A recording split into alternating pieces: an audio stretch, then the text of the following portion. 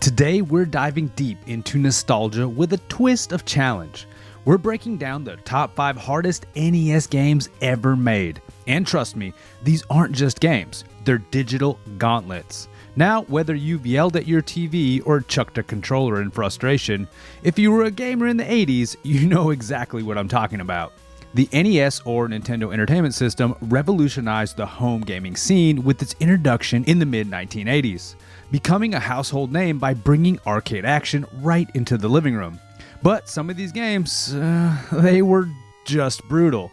And not just tough, but pull your hair out kind of tough. So, how did we pick what made the list? We looked at the level design, enemy difficulty, gameplay mechanics, and just how often they made us want to scream. These are the games that tested patience, skill, and the durability of your controller. Today we're not just going down memory lane, we're exploring those corners of it that are cordoned off with warning tape. Prepare yourself. We're starting with our number 5 pick, and it's a doozy.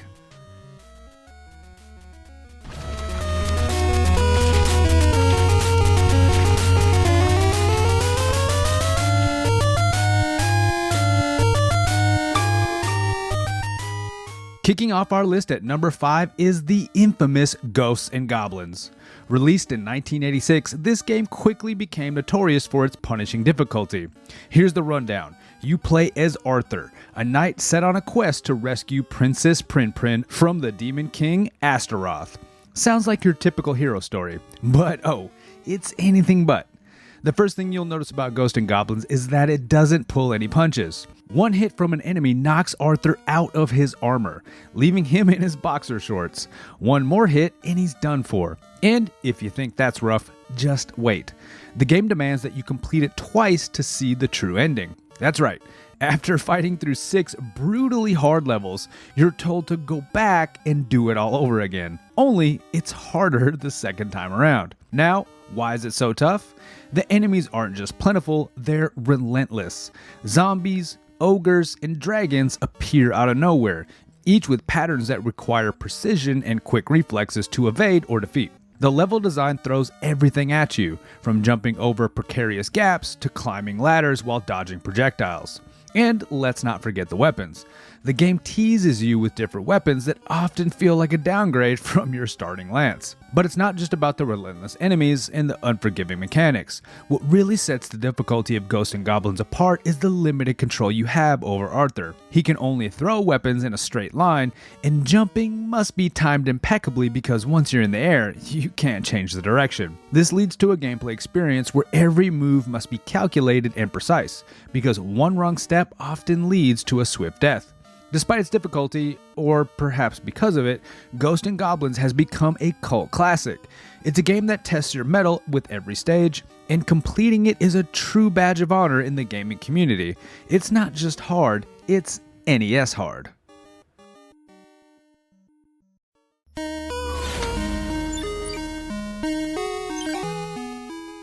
Sliding into the number 4 spot is Ninja Gaiden, or is it Gaiden? I don't know, you tell me in the comments.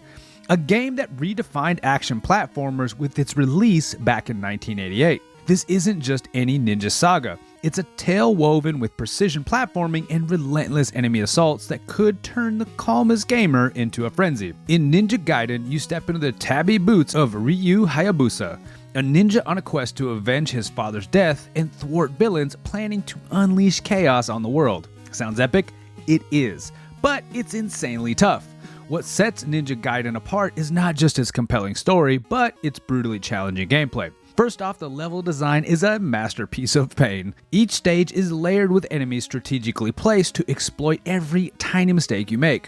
Whether it's a bird suddenly swooping down as you make a crucial jump, or a sword-wielding enemy appearing just as you land. The game seems to anticipate your every move and punishes you mercilessly. Then there's the enemy respawn rate. And this is key. Knock an enemy off the screen and feel relief for exactly about half a second before it reappears, often at the worst possible moment. This not only adds a layer of difficulty, but also demands that you maintain a relentless pace and perfect your timing to an almost absurd degree. And let's talk about the bosses. Each boss battle in Ninja Gaiden is like a final exam in ninja school. You better have learned everything the game has thrown at you so far, or you're toast. These aren't just fights, they're brutal tests of endurance, pattern recognition, and reflexes. But Ninja Gaiden isn't hard just for the sake of being hard. It's a well-crafted journey that rewards persistence and skill, offering a feel of genuine accomplishment with every small victory. The game's detailed graphics and cinematic cutscenes were ahead of the time, pulling you deeper into the story and making the stakes feel much higher. Ninja Gaiden challenges you to be faster, smarter, and more agile than you thought possible. It's a game that doesn't just challenge your skill, but refines them. If you can master Ninja Gaiden, you've earned your stripes in the NES era of hard games.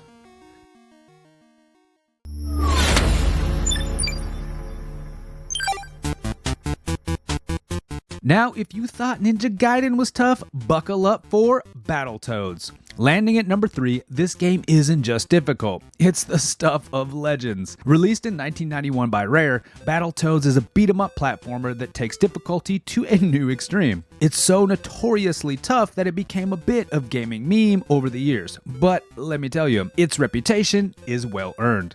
You play as Rash, Zitz, or Pimple, 3 Toad protagonists with a mission to rescue Princess Angelica from the evil Dark Queen. Simple enough, right? Wrong. What starts as a straightforward beat-em-up quickly evolves into one of the most punishing game experiences on the NES. The variety of gameplay style across levels is impressive, but also a relentless test of adaptability and skill. Take the Turbo Tunnel stage, perhaps the most infamous level of all retro gaming. You're on a high-speed bike, dodging walls and obstacles that come at you with barely a moment's notice. The speed and precision required here have ended many playthroughs, with even the slightest error resulting in a crash. But the challenge doesn't stop there.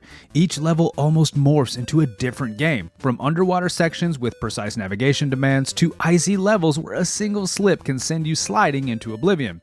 Battletoads requires not just quick reflexes, but also strategic thinking and muscle memory. In co-op mode, you think having a buddy would make things easier, but in Battletoads, it often means double the chaos. Friendly fire and the need to perfectly coordinate make this one of the few games where multiplayer actually ramps up the difficulty. Despite the brutal challenge, Battletoads is a masterclass in game design. The graphics are some of the best the NES had to offer, with detailed sprites and dynamic animations that bring the Toads and their world to life. The soundtrack is equally compelling, driving the action with energetic beats that match the intensity of the gameplay. Battletoads isn't just hard, it's a rite of passage. Completing it doesn't just mean you're good at video games, it means you've mastered one of the toughest challenges the gaming world has to offer. So, if you've conquered Battletoads, you've truly earned your place in the pantheon of retro gaming gods.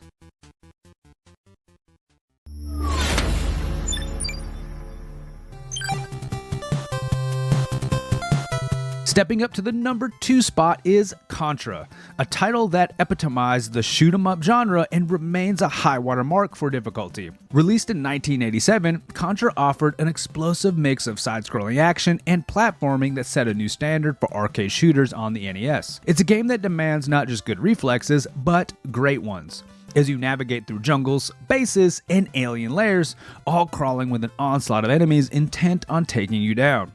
In Contra, you play as Bill or Lance, elite commandos on a mission to stop the alien Red Falcon from taking over the world. Right from the start, you're thrown into the thick of it. Enemies come down at you from every direction, bullets whiz past your head, and all it takes is one hit. One single hit to lose a life. And here's the kicker, you start with just 3 lives. Sure, you can collect power-ups like the spread shot or the laser gun, which feel immensely satisfying and help clear the screen, but make no mistake, even with these, the margin of error is razor thin. The game's infamous difficulty is notably pronounced when you're not using the Konami code. For those in the know, the Konami code would grant you 30 lives, turning an almost insurmountable challenge into something slightly more manageable. Without these extra lives, Contra becomes a grueling marathon of precision and endurance. If you know the Contra code, be sure to put it in the comments. The levels themselves are brilliantly designed with a variety of enemies that challenge you in different ways. Whether you're the standard foot soldier, the sniper in the trees, or the turrets that seem to have a lock on your position, each type requires a different strategy to overcome. The end of level bosses, Massive and menacing, push your skills to the limit, demanding perfect timing and positioning to defeat. Contra's co-op mode also adds another layer of the game's appeal and its challenge. Playing with a friend can make blasting through the levels more fun, but it also requires a high level of coordination. Missteps and mistimed jumps by one player can easily spell disaster for both, especially in high-stakes areas where every move counts. Despite, or perhaps because of its difficulty, Contra remains a beloved classic. Its name is synonymous with tough but fair gameplay. It's a game that taught us to dodge, shoot, and move like no other. And for those who have beaten Contra without the safety net of the Konami code, it's a true badge of hardcore gaming prowess. As such, Contra doesn't just test your skills, it forges them in the fire of relentless alien warfare.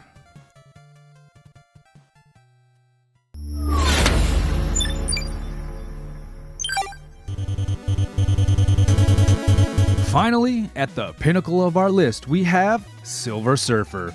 At number 1, it's a game that might surprise some for topping this list of the hardest NES games, but anyone who's braved its merciless levels knows just why it deserves this spot. Released in 1990, Silver Surfer for the NES is often cited as one of the most difficult games of all time, not just on this console, but across all platforms. In Silver Surfer, you control the titular Marvel superhero as he navigates through various horizontally and vertically scrolling levels. The objective seems simple enough: collect various items to defeat a main villain. But here's where the simplicity ends and sheer torment begins. The Surfer, despite being one of the most powerful beings in the Marvel Universe, dies from a single touch to pretty much anything. Walls, enemies, projectiles, and even the freaking background decor.